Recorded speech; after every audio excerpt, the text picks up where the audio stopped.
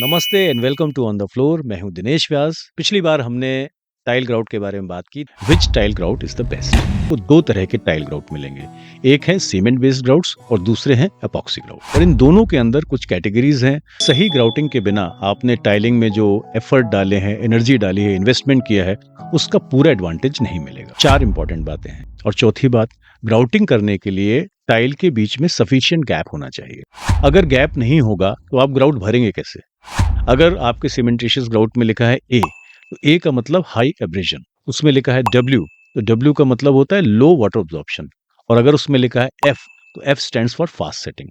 यानी कि fast setting, लो water absorption और हाई एब्रेजन, ये तीन जो पैरामीटर्स हैं वो अलग से भी डिफाइन होते हैं। आज के इस पॉडकास्ट में हम बात करेंगे step by step tile grouting process. हम आज ये भी बात करेंगे कि अच्छी और ड्यूरेबल टाइल ग्राउटिंग में किन किन बातों को ध्यान में रखना चाहिए और क्या क्या इग्नोर बिल्कुल नहीं करना चाहिए। देखिए, जो ये कई बार हम जो शॉर्टकट मारते हैं या जुगाड़ करते हैं या अंदाजे से काम लेते हैं, ये काफ़ी डेंजरस हो सकता है। I am really thankful to one of the subscriber of OTF जिन्होंने मुझे ये फुटेज भेजा। एक रूम की फ्लोरिंग और एक उनका बाथरूम इसमें इन्वॉल्व है। एक्चुअल साइट पे क्या हुआ उसके अनुसार हम इसको डिस्कस करेंगे। तो चलिए हम चलते हैं ग्राउटिंग की साइट पे। ये रही ग्राउटिंग की साइट और अभी जो स्क्रीन पे दिख रहा है वो है फ्लोरिंग वाला रूम, जहाँ पर 80 बाई 160 फ्लोरिंग टाइल यूज हुए हैं डबल चार्ज वैरायटी के। और इस समय चल रही उसकी सफाई, cleaning of joints and cleaning of surface, any surface. जैसे बाथरूम है, इसमें वॉल में भी ग्राउटिंग होना है और बाथरूम की फ्लोर में भी ग्राउटिंग होना है। वॉल में आप देख सकते हैं कि जो टाइल यूज हुआ है 4x2 यानी कि 60 बाई 120 के साइज का यूज हुआ है। आप इसमें टाइल जॉइंट्स देख सकते हैं। और जो फ्लोर में दिख रहा है आपको, ये 30 बाई 30 सेंटीमीटर बाई 30 सेंटीमीटर यानी कि 1 फीट बाई 1 फीट का फ्लोर टाइल यूज हुआ है, जो कि एंटी स्किड वैरायटी का है। तो पहली स्टेप यही है कि ग्राउट को आप अच्छे से क्लीन करें। देखिए, जब टाइलिंग होती है उसके बाद एक लंबा गैप होना चाहिए। जब तक टाइल सेट नहीं हो जाए हमें ग्राउटिंग नहीं करना है। उसमें क्या होता है कि कितना भी आप कवर करके जाएं, उसमें सिर्फ सीमेंट नहीं बल्कि दुनिया भर की धूल धक्कड़ उसमें भर चुकी होती है। वो निकालना बहुत ज़्यादा आवश्यक होता है। मैं देख पा रहा हूँ एसिड का यूज़ कर रहे हैं। यहाँ पे थोड़ा समझना चाहिए। एक्चुअली टाइल्स में एसिड यूज़ नहीं करना चाहिए। हो सकता है ये डाइल्यूटेड एसिड हो, बट कोशिश करें कि इसको पानी और डिटर्जेंट से निकालें। अगर बहुत कहीं पे ज़्यादा कुछ अगर सीमेंट जमा हुआ है तो उसका एक तरीका आप ढूंढ सकते हैं। और अगर आपने एसिड यूज़ किया है, मान लीजिए कि उस टाइल में उस डाइल्यूशन में एसिड से फ़र्क नहीं पड़ रहा, वो पहले टेस्ट कर लें आप, तो भी इस एसिड का निकलना बाद में बहुत ज़रूरी है बिफोर ग्राउटिंग। ये क्लिप में आया नेक्स्ट डे। हाँ, यहाँ पे एक इम्पॉर्टेंट बात है कि क्लीनिंग आज हमने कर दी, मान लीजिए कल होनी है उसकी ग्राउटिंग अभी, लेकिन आज और कल के बीच में भी बहुत समय निकल गया। तो ग्राउटिंग, जब भी ग्राउट आप भरते हैं उसके पहले इवन जो ज्वाइंट्स हैं उसमें, कल आप देख रहे थे कि सफाई करने में पानी भी यूज हुआ है, ये सब यूज हुआ है, वहां पे भी मॉइस्चर होगी। तो एक एक जगह को आप क्लीन जरूर करें और उसके बाद में ही ग्राउट भरने की बात आती है। जैसे भले ही एक दिन पहले क्लीन किया है, लेकिन ये मान के नहीं चले कि निकल गया। इसमें देखिए एक एक ज्वाइंट को कपड़े से, गीले कपड़े से और सूखे कपड़े से हम उसको क्लीन कर रहे हैं और वो क्लीन करना भी चाहिए, चाहे यानी कि पहली स्टेप है क्लीनिंग की, जो कि बहुत ही इंपॉर्टेंट स्टेप है। सेकंड स्टेप आती है कि अब जो भी हम ग्राउट ले रहे हैं, एपॉक्सी हो या सीमेंटेशियस, उसके इंस्ट्रक्शंस जरूर पढ़ें। उसमें अंदाजे वाला काम नहीं होना चाहिए। कितना पाउडर लेना है, कौन सा लिक्विड कितने ml डालना है, ये सब। जैसे इसमें मैं देख पा रहा हूँ कि एपॉक्सी ग्राउट यूज हो रहा है, एपॉक्सी रेजिन है, एपॉक्सी हार्डनर है और एक पाउडर का एक पैक आता है साथ में, जिस भी कलर का होता है। इसको एग्जैक्ट नाप के लेना है। मान लीजिए कि 780 या 900 या 1 kg जो भी आपके साथ पाउडर आया है, उस पैकिंग में आपको एक हार्डनर मिलेगा और एक रेजिन मिलेगा। ये एक पर्टिकुलर अमाउंट ऑफ पाउडर के लिए फिक्स है। इसमें दिमाग न लगाया जाए, इसमें शॉर्टकट न मारा जाए, इसमें कोई अंदाजा न लगाया जाए।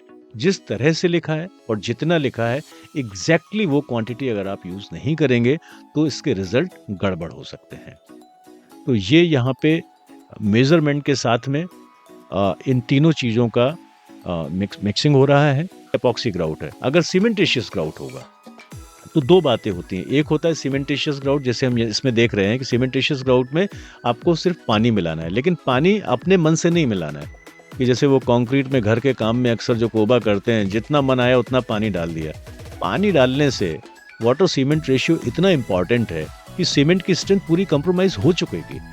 उसमें पैक में लिखा रहता है कि आपको 150 ml पानी डालना है या 200 ml डालना है, जो भी लिखा है जिस भी कंपनी में, उसको ही फॉलो करें। कुछ केसेस में ग्राउट को और इम्प्रोवाइज करने के लिए साथ में एक एडमिक्सचर आता है। Admixture basically polymer liquid form में होता है, तो वो भी इंस्ट्रक्शंस में लिखा हुआ है कि इतना पाउडर, इतना पानी और इतना एडमिक्सचर, एग्जैक्ट क्वांटिटी में बनाना है। यहां पर भी अगर कोई गड़बड़ हो जाएगी तो ग्राउट सही नहीं होगा।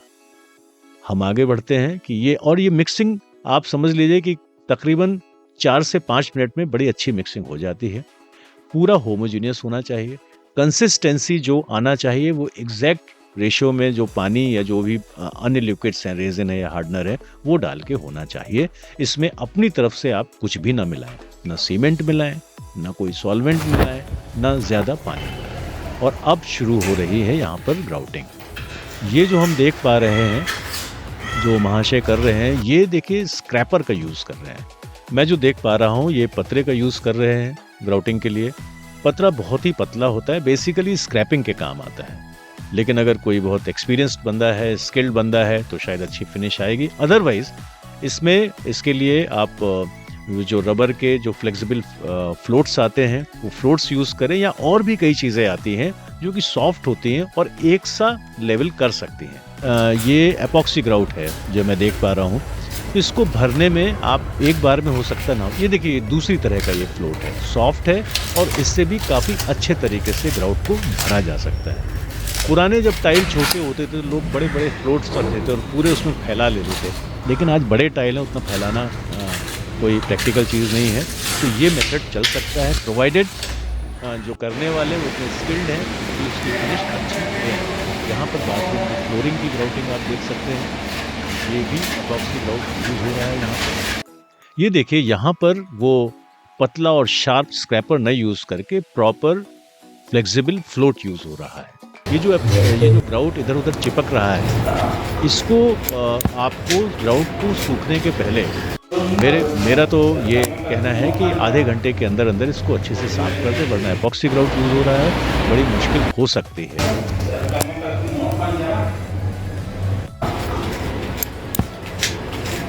तो ये पूरी प्रोसेस आप देख सकते हैं, वॉल और फ्लोर में दोनों में अच्छे तरीके से ग्राउट भरा जा रहा है। और ग्राउट जो एक्सेस ग्राउट है इसको हमको निकालना है।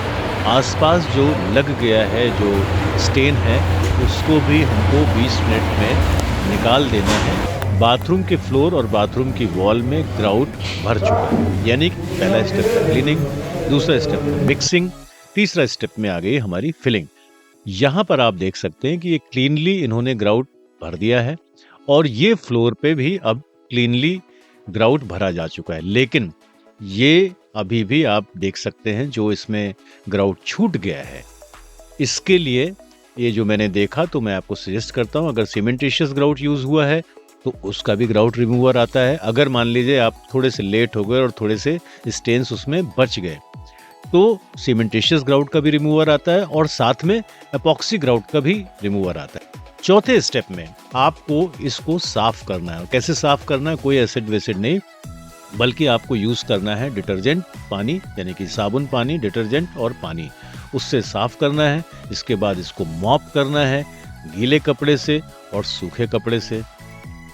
तो अभी तक अगर हम रिविजिट करें तो सबसे पहले हमने जॉइंट साफ करने हैं, पूरी फ्लोर साफ करनी है, उसमें कोई डर्ट नहीं चाहिए, किसी भी तरह का कोई कंटामिनेशन नहीं चाहिए, एजेस एकदम क्लीन होना चाहिए। अगर ज़रूरत पड़ी हमें कुछ जगह इतने स्टबॉर्न अगर स्टेन्स आ गए और अगर हमने कोई एसिड यूज़ किया तो उस एसिड को भी निकाल देना है। क्लीनिंग के बाद अगली स्टेप थी उसको सूखने दें हम आराम से। इसके बाद जो दूसरी इंपॉर्टेंट स्टेप थी वो थी मिक्सिंग, और मिक्सिंग में प्रोपोर्शन मेंटेन करना बेहद ज़रूरी है। तीसरे स्टेप में हम आ जाते हैं ग्राउट फिलिंग में। फिलिंग में हमें ध्यान रखना है कि जो हम फ्लोट लें, जिस भी चीज़ से हम भर रहे हैं, वो थोड़ा सा फ्लेक्सिबल हो, रबराइज्ड हो, ताकि ग्राउट का एक लेवल हो जाए। देखिए कई बार क्या होता है कि टाइल भी थोड़े से लेवलिंग में उसमें इश्यू होता है।